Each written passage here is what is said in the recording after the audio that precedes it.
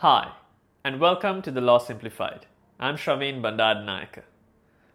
On a number of occasions on this very channel, as well as to my fast track and masterclass students worldwide, I've commonly mentioned that you need to read around the subject as a means of separating yourself from being not just a good student but a great one.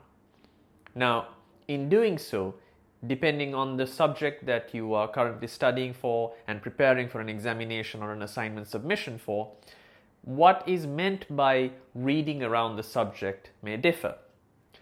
But one of the most prevalent types of material or substantive content, apart from your textbooks as well as subject guides that are provided to you by your university, that you need to go through are articles.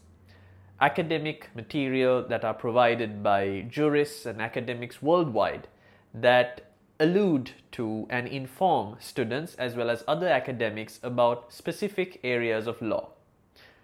Now, more often than not, these articles go quite in depth in relation to not just the broader subject at large or even the topic for that matter, but nuanced elements of each individual topic area. So for example, if we take a subject such as contract law and specifically consideration, most articles will try to dive deep based on a precedent case that illustrates a point of law in relation to promissory estoppel, for instance. So one question that I often get asked by students from all over the world is, how do I use these articles well to show the examiner that not only have I read around the subject, but I've articulated my arguments well and substantiated it with these materials.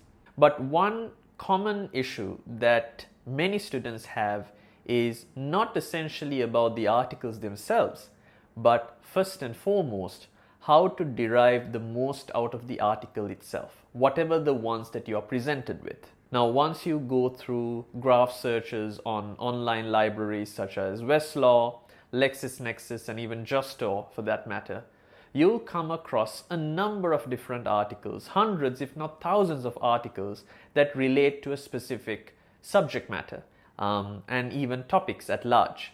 This video is intended to provide you with the broad strokes of what you need to look out for when you're trying to take the most out of the articles that you have now researched. The two most common areas that you need to look out for in any article whatsoever, irrespective of the subject matter as well as the topic that you're researching on, are abstracts and keywords.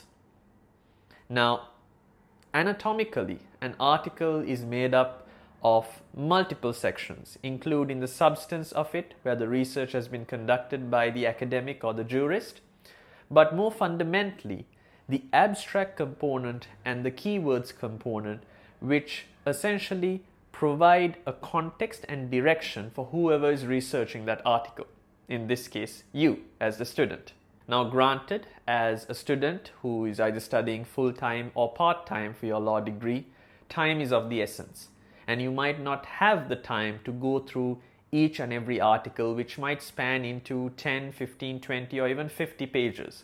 This is where the keywords in an article come in handy.